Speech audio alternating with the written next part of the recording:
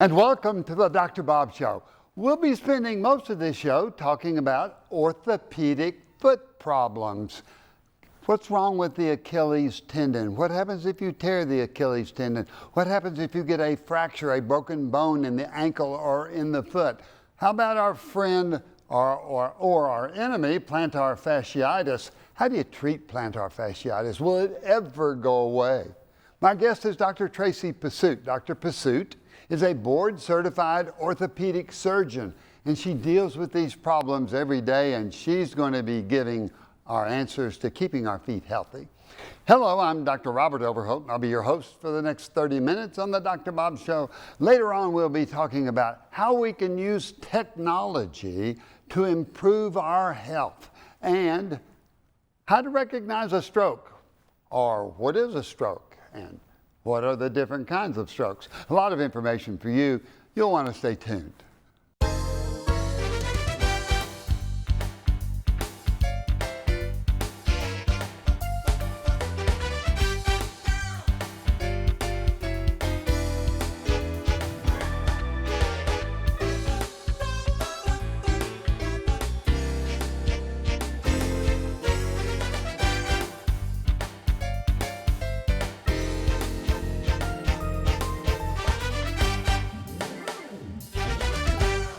We're talking with Dr. Tracy Pesut, board-certified orthopedic surgeon, specializes in foot and ankle, and we've got lots of questions today. Tracy, welcome to the Dr. Bob Show. Thank you for having me.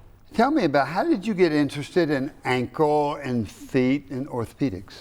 So when I was in medical school, I was rotating through trying to figure out what I wanted to do. Sure. And when I first went to medical school, I was going to be a pediatric oncologist. Oh, is that right? So totally different than orthopedics. I was going to be a neurosurgeon. Exactly. And then you actually rotate and see what's involved. And I spent one day at St. Jude's, and I was like, I think I would be a basket case if I had to, deal with that every day. So then trying to decide what to do, I wanted something to help people, something that was kind of positive. And orthopedics was fun. You get people back to their old lifestyles, you fix them, and they get to move on. So must that's be how I great got to see interested. somebody come in injured and crippled and be able to actually function as a human being after they've had their surgery. Yes. I want to talk about the Achilles tendon, the calcaneal tendon is what I think we call it. Tell me what its purpose is, where it is, and what happens if something goes wrong. So basically, the Achilles tendon is the main plantar flexor for the foot. So like you said, it attaches to the calcaneus or the heel bone. And so as you walk or run or push off, it gives you that strength. So it's behind here and it makes the foot go down, sort of thing. Correct. It's right behind the ankle. So what sort of situation makes it tear? So basically, usually you'll see it in athletes. So someone that has a fast spring off or a fast push off, like in basketball, volleyball, soccer, those kind of things. Somebody's going boing. Exactly. And that tears it off, or may you get a partial tear? Do you have all those? Most of the time you'll get a full tear, and it's usually proximal to where it actually inserts into the bone, because there's a weak area through that area where the blood supply is not as good. And so most of the time you'll get a complete rupture. Occasionally you can get a partial rupture. What age, when you're talking about athletes and you're talking an area that has less nourishment, less vasculature, so are we talking about older young people or younger people? We'll say older young people, about in their 40s, so very young, getting younger by the year. Young, yeah. So when they completely tear, that means it's no longer working at all. Correct. Can you get a partial tear? You can get a partial tear, but it's much more unusual. Okay, so what do you do with a complete tear? It just cuts it in two. Is it jagged usually, or is it usually bingo, pretty smooth? Usually it's jagged, almost like little, we call them mop ends. So oftentimes you'll have a little bit of tendinopathy, which is changes to the tendon first. So you have some scar tissue through that area.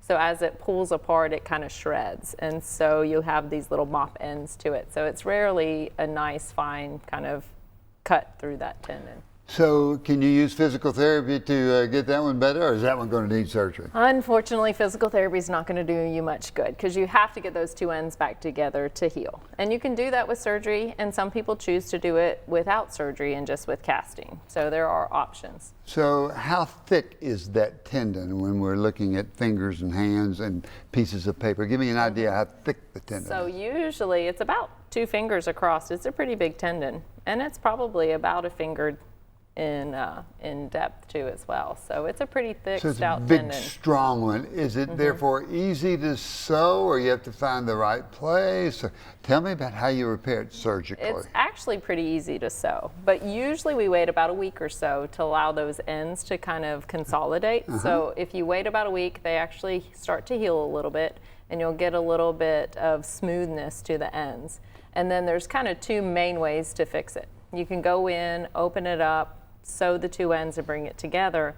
But now we have more percutaneous techniques where you can actually use special jigs that will help you pass sutures through the tendon without making such a big incision. Oh my goodness, how long has that been available? Just for a couple years now. So is the end result just as good if you go percutaneous through the skin, or is it better to really see where you are and get in there? It depends on the person. So the jigs are getting better and better. When they first came out, there were some issues with nerve injuries and things like that. So that's getting better with the newer jigs.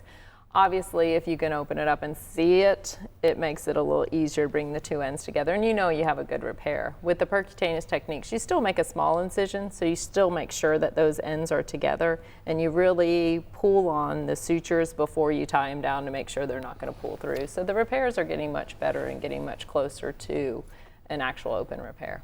So if you've got somebody aged 32, 33, 38, a young person that's there, and you've sewn up the Achilles tendon, how long does it take them to heal? You just can't go out and jump again right away, can you? No. So it takes about 3 months for that tendon to heal back together. So How do you it's know a if it's long healed recovery. all the way? X-rays or what? Nope. You actually do just physical exam and how the patient's healing. Good people that want to get back too quick sometimes, and you have to hold them back. Oh, yes, definitely.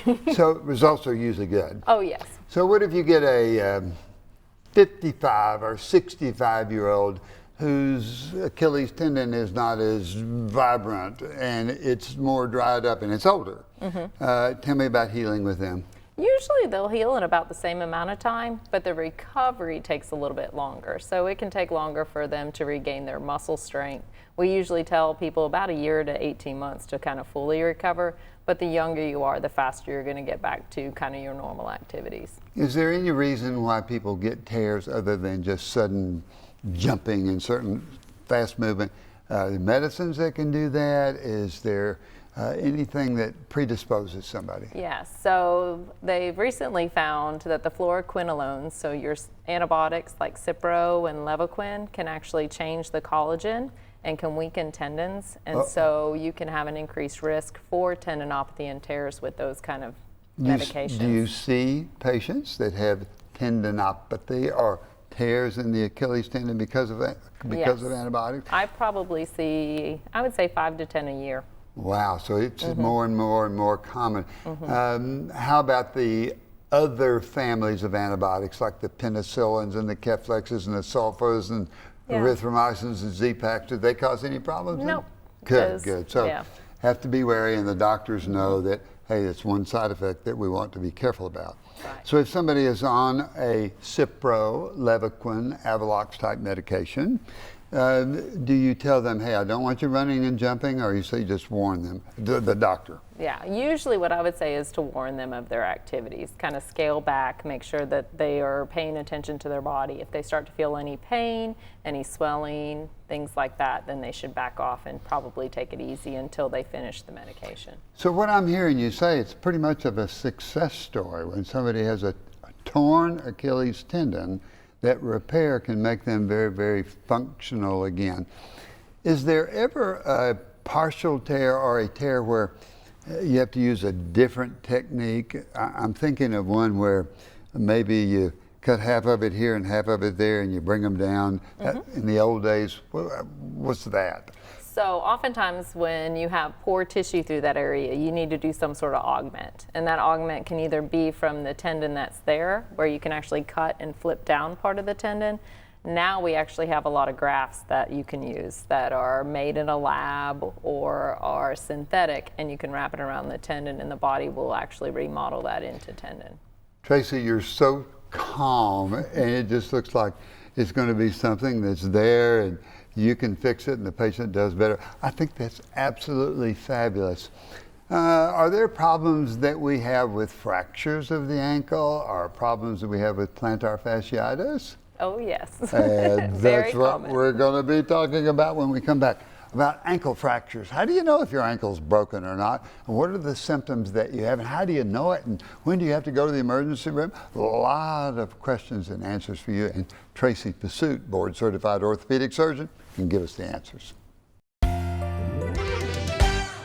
We're talking with Dr. Tracy Pesut, board certified orthopedic surgeon, specializes in foot and ankle. We've been talking about the Achilles tendon, calcaneal tendon, big tendon in the back of the leg that hooks onto the heel and usually is torn all the way through, and there's a couple of techniques to get it back where you live happily ever after if you take good care of it. Tracy, let's get into broken. Is that a pretty good summary? Oh yes. So let's talk about broken ankles. Where is the ankle broken usually? So right around the ankle joint, you have your two malleoli. Now, malleoli is Yes. what, the outside part of the ankle? Basically the outside and the inside part of the ankle. So you have a medial malleolus and a lateral malleolus. Which one breaks easier? Usually the lateral malleolus. So that's the one on the outside of the foot, the ankle bone there that sort of sticks out. Correct. Or the fibula, which is the smaller bone. Yes. So, and usually it's from a rotational injury. So someone will turn their ankle, step off a curb, Crack. something, and they'll feel or hear the crack. Oh, and when they do that, when they hear a crack, is it usually the malleoli or is it usually the fibula, the little bone on the outside, or you don't know till you get an x-ray? Usually it's the fibula. That's the most commonly broken bone. So when you've got that, well, how do you treat it? So basically, you have to go in and fix it if it's unstable.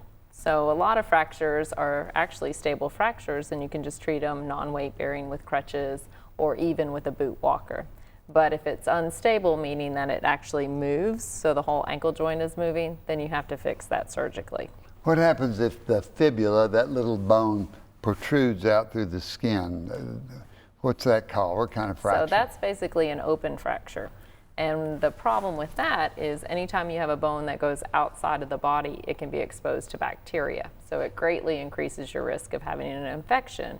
And if you get an infection in the bone, it's very difficult to treat because the blood supply and the antibiotics have a hard time getting into it. So it's a much more emergent treatment than just a normal broken bone. So in order to see an open, if you see an open fracture, is that usually automobile accident, or it could be a vicious football injury or soccer injury? It could be any of the above. Wow. So it just kind of depends on the amount of energy that goes through that.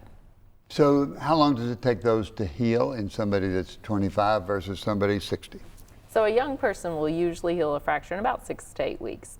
So- And even younger kids will heal them even faster. Can you get them right back to blocking and tackling? Oh yes. Uh, Usually they're wow. out probably for about 3 months or so to allow it to heal and then get their strength back before they can return to play. How about when you get to be old and feeble and you break your ankle that way as you get to be older? Is that more difficult? Unfortunately, we heal slower the older we get. So Yeah. yes, it does take a lot longer to heal. And I usually tell patients that as they get older, it'll be about 6 to 12 weeks before the bone heals, but sometimes it's even longer.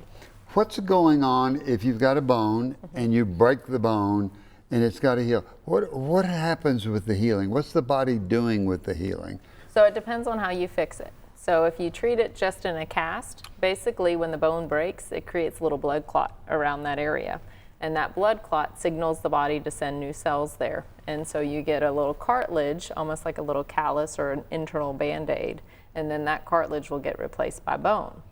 If you actually fix it surgically with a plate and screws, it's a different healing process, and the bone cells actually directly go across the little broken area or the crack, and lay down new bone. And so it's called primary healing, where it actually lays bone across that area. Is there anything new in the future? Stem cells are doing anything magic that's going to make those? It makes my ankle hurt here. I haven't even broken it. Anything that'll make it heal faster later on? Anything you see in the future? Any type of new material, grafting? I have no idea. Hopefully. We're looking at all kinds of different growth factors and stem cells, putting those in those areas and trying to get the faster healing. So far, it's still experimental, and trying to control those factors is always an issue. It's an amazing world that we're getting into with the advances, however. And I just think it's absolutely fabulous. Let's look at the middle of the foot. If those bones are broken, is it different? How do you know? Is it a stress fracture? I don't even know what a stress fracture is. What is that? So basically, a stress fracture is a fracture that occurs with repetitive injury. So it's usually not just one, misstep or something like that. It usually occurs in someone that has bad biomechanics. So as they come through, they have an abnormal stress. And over time, it's just like taking a paper clip and bending it. It doesn't break the first bend, but over time, it will break. How do you fix a fracture, a big fracture in the midfoot? And how do people get those? So it depends. The most common fractures to the midfoot are probably Liz Frank injuries, and they're oftentimes missed because they're hard to see on x-ray.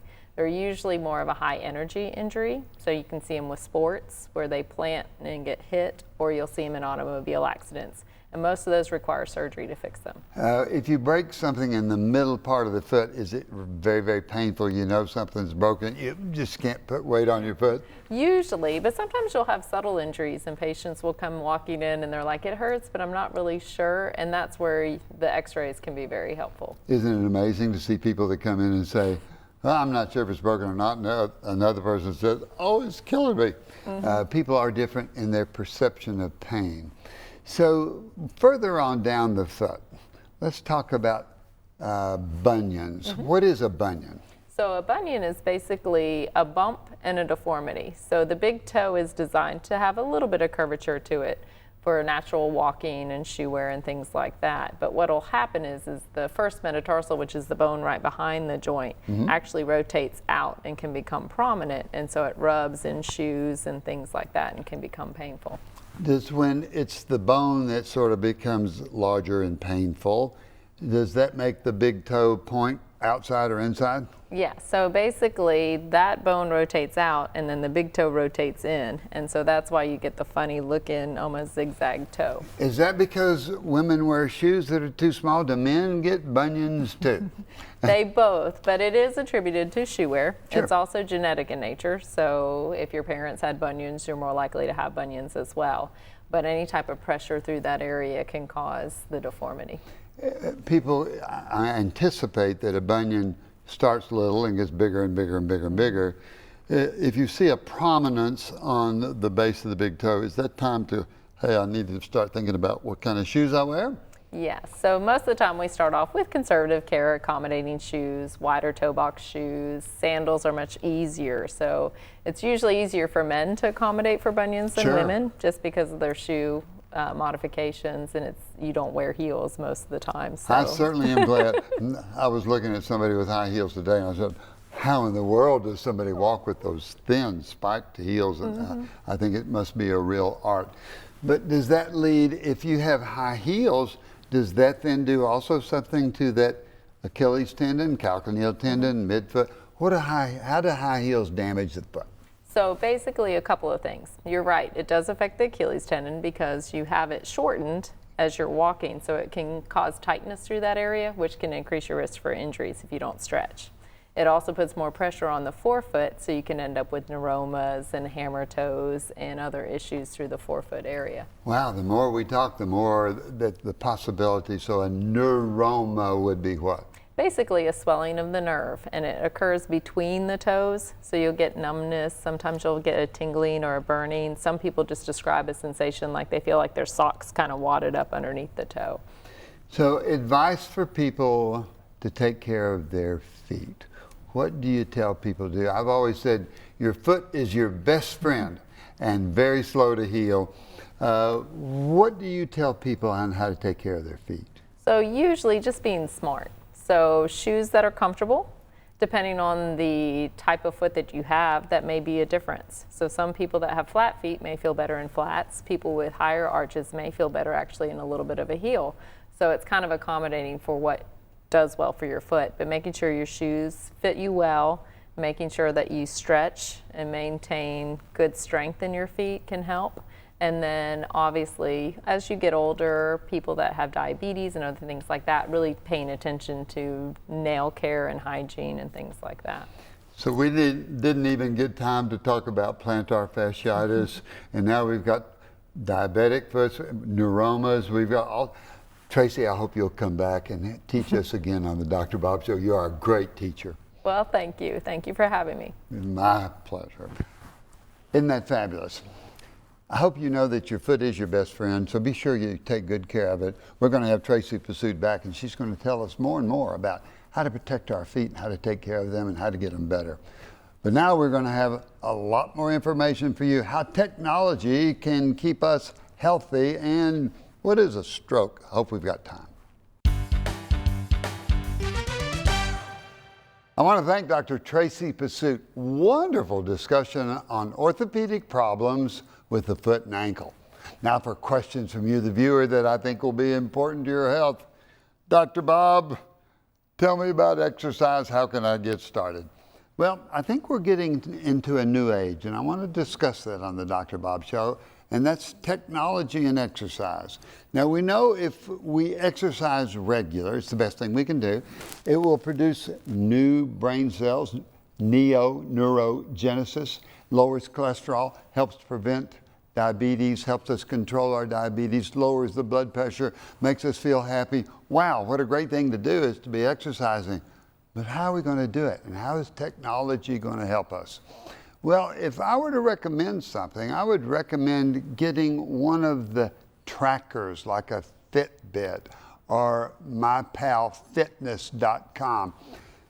Google, Apple, Microsoft, Amazon, they're all putting huge amounts of money of trying to make the cell phone and our trackers be our next doctor in our health. So we're going to be spending more and more time on the Dr. Bob Show talking about technology. So what can a little Fitbit or a little watch do for you? Well, it can, number one, encourage you to exercise. Number two, it tells you how much exercise you've done, so you look forward to it. It can tell you how fast your heartbeat is. It can tell you if your heartbeat is irregular. The trackers can now begin to tell you what your electrocardiogram is like. They can also, hooked up to your cell phone, we can have a little stylus that you can, the doctor can put around your heart, and it's like an echocardiogram. The trackers can tell you if you're sleeping properly.